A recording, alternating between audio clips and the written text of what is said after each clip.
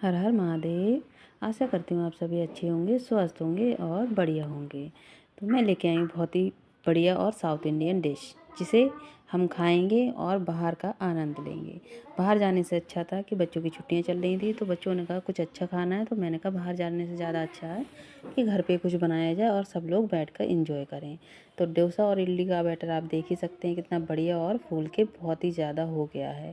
पिछली वीडियो में आपने देखा ही होगा कि उसमें मैंने इडली बनाई थी केवल, और इस वीडियो में मेरी चटनी, सांभर और डोसा देखने को मिलेगा।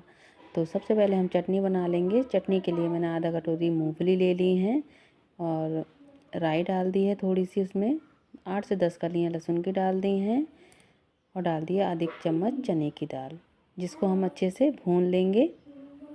भूनने के बाद धीमी आंच पे भूनिएगा। भूनने के बाद इसमें डाल देंगे हम आगे की चीज़ें। और इस चटनी का क्या होता है कि हर कोई अपनी पसंद से अलग अलग तरीके से बनाता है। ये मेरी पसंद है, थोड़ा सा तीखा, थोड़ा सा नारियल का स्वाद। तो इसमें मैंने नारियल का बुरादा जो होता है वही डाल दिया है। नारियल था नहीं मेरे घर पे कच्चा वाला। उसके बाद एक टमाटर डाल दिया है मैंने इसमें। और इतनी चीज़ों से मैं दो तरीके की, अलग अलग तरीके से दो चटनी बनाने वाली हूँ। और उसके बाद डाल देंगे नमक इसमें स्वाद अनुसार। और इस समय पे मेरे घर की लाइट चली गई थी, पता नहीं क्या कुछ काम चल रहा था, इस वजह से लाइट आ जा रही थी बहुत ज़्यादा, तो मिक्सी चल नहीं रही थी। और ये ठंडा होने के बाद मैंने कहा चलिए आज सिलबट्टे से ही चटनी बनाते हैं। तो आज आपको मैं सिलबट्टे से चटनी बना के दिखाऊंगी। उसके बाद मैंने डाल दिया था ठंडा होने के बाद कड़ी पत्ता, जो मेरे पास सूखा हुआ रखा हुआ था। कड़ी पत्ता भी नहीं है मेरे पास, तो मैं सुखा के रख लेती हूँ। आप भी रख सकते हैं सुखा कर, कई महीनों तक चल जाता है। उसके बाद मैंने सिलबट्टा साफ़ कर लिया था। सिलबट्टे से मैं चटनी वगैरह पीस लेती हूँ। उसके बाद थोड़ा थोड़ा पानी डालते जाइए, और ये सूखा होता है तो पानी डाल के ही पिसेगा, एकदम से नहीं पिसेगा। ये काफ़ी टाइम लगता है क्योंकि मोटा होता है, दरदरा होता है। इस तरीके से चटनी बना के देखिएगा, बहुत बढ़िया बनती है। तो मेरी बेटी को तीखी पसंद नहीं है, तो उसने इसमें कुछ भी तीखा नहीं डलवाया था। और मैंने जो लाल वाली चटनी बनाई है अभी दिखाऊंगी आपको। ये वाली चटनी पीस के मेरी बेटी तो साथ ही साथ कह रही थी मम्मा मुझे चटा दो। मैंने एक दो बार उससे चटाई भी, वो बहुत ही स्वादिष्ट बनी थी। क्योंकि इसमें जो स्वाद होता है वो सब कुछ इसी से आ जाता है, हमें कोई तीखापन नहीं लाना होता है। और जो नारियल की चटनी बनती है कच्चे नारियल की, वो तो सिंपल ही बनती है, उसमें तो कुछ पड़ता भी नहीं है। तो ये देखिए इस तरीके से मैं बाद में इसको गीला कर लेती हूँ थोड़ा सा पानी डाल के। तो मेरी बेटी ने ऐसी खाई थी, कह रही थी बहुत ही टेस्टी बनी है। और ये वाली जो चटनी है लाल वाली, ये मुझे बहुत ज़्यादा पसंद है, इतनी कि मैं रोटी से भी इसको खा सकती हूँ। और मैं जब मर्जी बना के रख लेती हूँ फ्रिज में इसको। बहुत ही बढ़िया तरीका है, बना के रखिए और खाइए, एंजॉय कीजिए। तो इस तरीके से ये वाली चटनी मैंने बनाई है, उसी दोनों चीज़ों से बना के रखी हैं दो चटनियाँ। ये मैंने दाल ले ली थी आधा कटोरी के करीब, अरहर की दाल है, जिसे हम तुअर की दाल भी बोलते हैं। इसको मैंने धोकर भिगो दिया है। छोटी सी लौकी ले ली है, जिसको मैं छोटा छोटा करके काट लूँगी। आप चाहें तो जितनी मर्जी इसमें सब्जियां डाल सकते हैं। मैंने छोटी सी एक लौकी डाली थी और दो आलू डाले थे।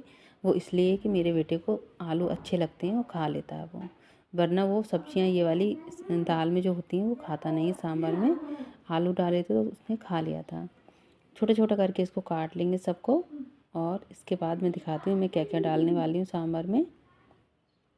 ये दो आलू ले लिए थे, दो टमाटर बड़े कटे हुए। उसके बाद हरी मिर्च और प्याज मैंने काट लिया था एक कटोरी भर के, 2 से 3।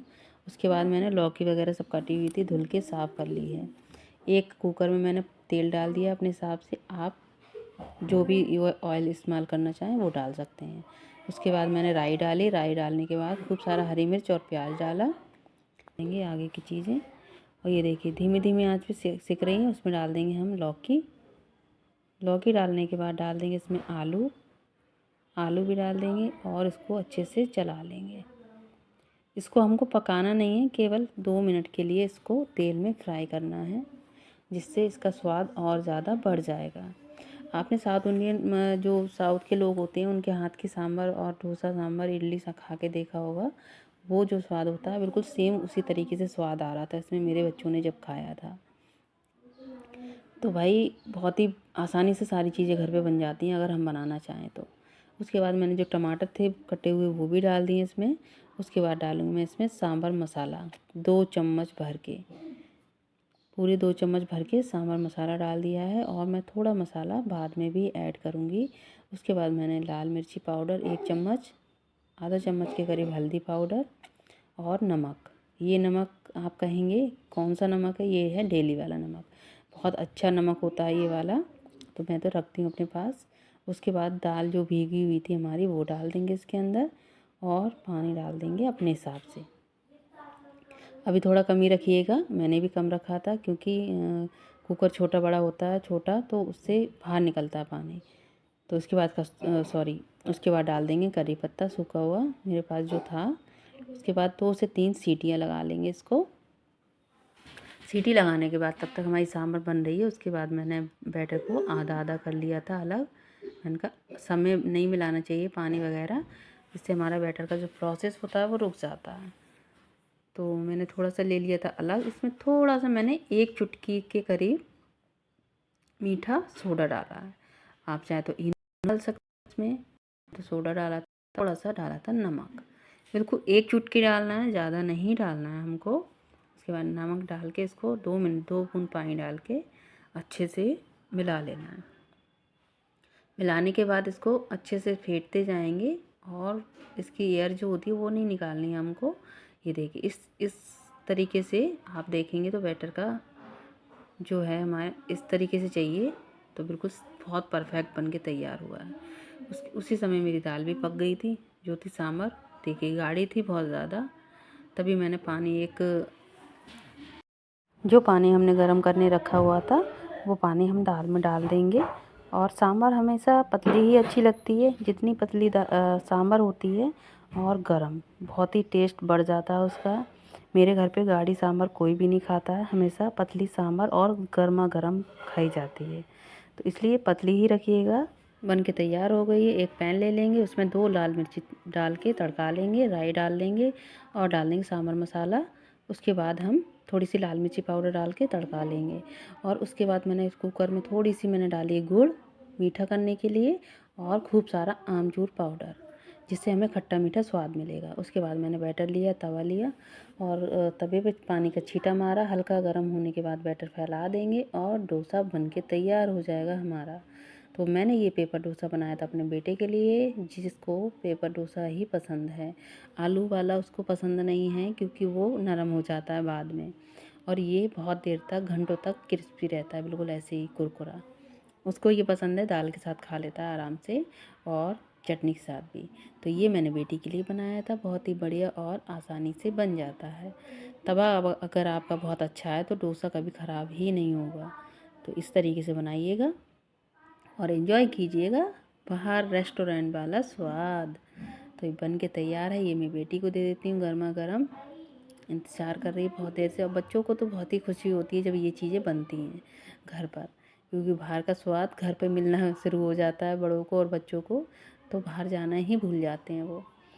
लेकिन क्या होता है कि कभी कभी एंजॉय करना चाहिए। तो बन के तैयार है हमारी दोनों चटनियाँ और सांभर डोसा। तो देखिए कितने बढ़िया बन के कुरकुरे क्रिस्पी बन के तैयार हैं। ये मैंने 2-3 सेक के रख लिए थे, बहुत ही अच्छे से बने थे और कुरकुरे हो गए थे, काफ़ी देर हो गई थी। तो चटनी हम प्लेट थाली लगा लेते हैं।